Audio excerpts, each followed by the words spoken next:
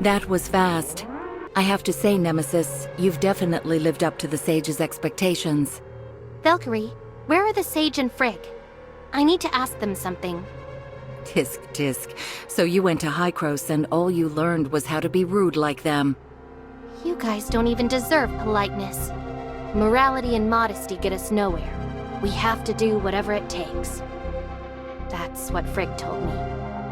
If I learned anything, it was from her. I'm definitely going to tell Frigg what you said. Valkyrie, where's the Sage? He owes me an explanation. I know what you're thinking, but I'm afraid the Sage can't answer you in person. But, considering you helped the Sage with his plan, I can clarify things for you on his behalf. What happened to the Sage? He's just sleeping now. The Sage's health has always been quite delicate, so he often needs to rest in the stasis pod. Asleep? How long has he been sleeping for? Interesting question. It seems like your journey in the network has been quite fruitful. The Sage journeyed from humanity's home planet aboard the distant beacon to Ida, where he took on the responsibility of overseeing Sam.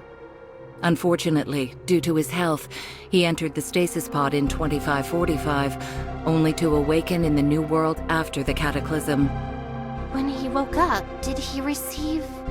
Yes, he received a message from Antoria, the commander of the Temporal Anomaly Response Force, who's also the first and only perfect authorizer and the executor of the Reshape the Future plan. Also, he got Gesthos' core code backup file. The Sage is B009, Samuel. This was all part of his plan, based on how he decoded Antoria's message. So that's why he's after Hykros. He even transformed Void Piercer in Nemesis. He wants to be the perfect authorizer, doesn't he? No, wrong. The Sage's body is too weak. Even now, he can't stay awake for long, let alone take on that kind of responsibility. The one who really has the perfect authorizer's traits, the one the Sage chose, is right beside you. She's the one he wants to send to Gesthos. Me? A perfect authorizer? 50 years of growth, and you're still not perfect. But the Sage's body can't wait any longer. We had no choice but to transform you with the Angels of Clemency's technology. So just because the Sage was running out of time, you chose to hurt Shirley? You really won't stop at anything. The Sage is the one who understands Omnium's temporal and spatial properties better than anyone. If we can't save him, how can we even talk about saving Ida? But doesn't Shirley belong to the Ida you're trying to save?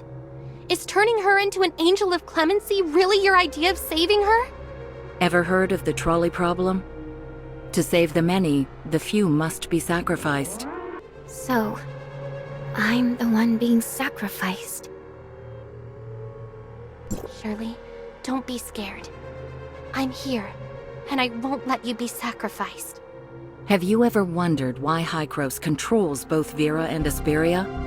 Why do the Asperians need suppressors to resist aberration, while Verans get by with just minor genetic tweaks? What is the link between the aberrants from Asperia and the dark wretches you encountered in Vera and Domain 9? And why does Hykros still refuse to let Asperia and Vera interact? So, what's the connection between the aberrants and the dark wretches? Spit it out. Huh, looks like you still don't know. While you were in the network, Hykros ran a secret experiment. They captured several darknesses for research, but the moment they brought them to Asperia, they disappeared. Disappeared? Wait, how do you know about this? And why should I trust you? You don't really think the heirs of Ida are just mindless brutes, do you? Besides, you're asking the wrong questions. You should be asking why the darkness vanished in Asperia. Nemesis, did you feel any difference between Vera and Asperia?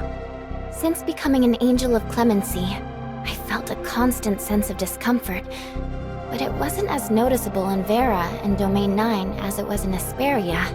At first, I thought I was just getting used to the Angels of Clemency's machinery.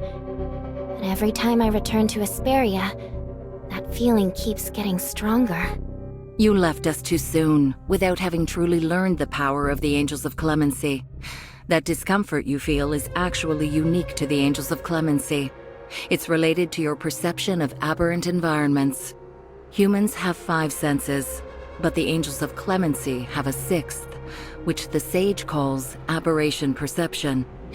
Your discomfort comes from Asperia's unique aberrant environment. Aberration perception and aberration environments? Can you explain them both clearly? Sadly, even the sage doesn't completely understand them. We didn't realize we had this kind of perception until Vera showed up. Before that, we just thought it was a side effect of the Angels of Clemency's modifications. According to the sage's research, omnium radiation isn't the root cause of the aberrance, but it definitely exists. He thinks it's more accurate to call it aberration radiation. The cataclysm sparked a lot of prejudice against omnium, with people wrongly blaming it for the aberration. The truth is, aberration radiation is really just energy from the aberration core, and it has nothing to do with omnium. The aberration phenomenon in Asperia comes from the temporal anomalies 50 years ago, which originate from the void entity in hyperspace. It seems the sage doesn't know about hyperspace, and instead thinks there's another cause for the aberration. So if the radiation is the energy manifestation of the aberration's source, then yeah, it's linked to the void entity in hyperspace. The more void entities that gather, the higher the radiation, right? What about the dark wretches? You compared them to aberrants, which is weird. It's obvious dark wretches are a result of the darkness. Let me explain, Vera. The aberration environment there is totally different from Asperia. There were some aberrants, but they were really rare. The sage thinks that after the cataclysm, the source of aberration probably doesn't affect the sector where Vera is, making it a lot safer than Asperia. Both Vera and Asperia went through the cataclysm. So why the huge difference?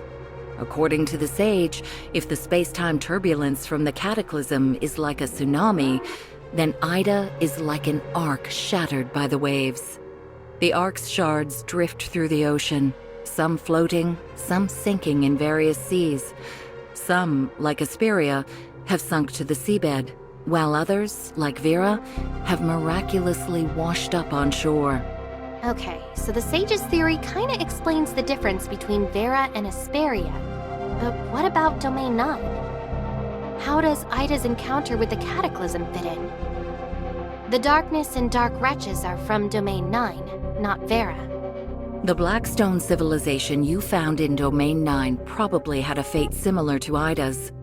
The energy from Domain 9 can power the Omnium reactor, and the darkness can survive in Vera too.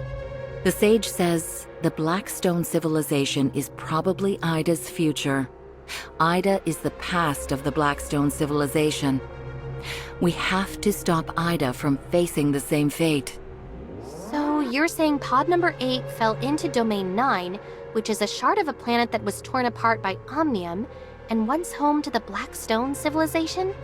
Exactly. That's why the darkness can survive in Vera. It survived the cataclysm and might have been transformed by Omnium. As for the darkness disappearing in Asperia, Hykros thinks it means the darkness can't survive there. But the sage believes there's another realm within Asperia where the darkness has entered. It's just not visible to us right now. Another realm within Asperia? Could that be hyperspace? The sage is getting closer to uncovering the truth behind the temporal anomalies by comparing the environments of Vera, Domain 9, and Asperia. Hey, what are you thinking? I know this is a lot to take in, but I'm not done yet. Quit zoning out. If the sage's theory is correct, it means that there must be creatures in Asperia similar to the darkness, and these creatures are the source of the aberration. They simply exist in another space which we cannot reach. Got it.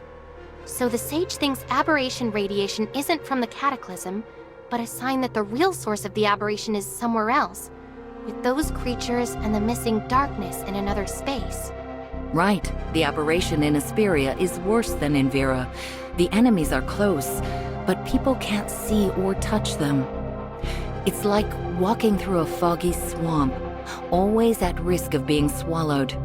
If the darkness is a type of void entity, then the dark wretches are basically aberrants. The only difference? The void entity in Domain 9 is right here, while Asperia's is still in hyperspace. If Domain 9 was part of the Black Stone civilization, then the darkness showing up with humans isn't a coincidence. It's likely from their research on Omnium and the void entity.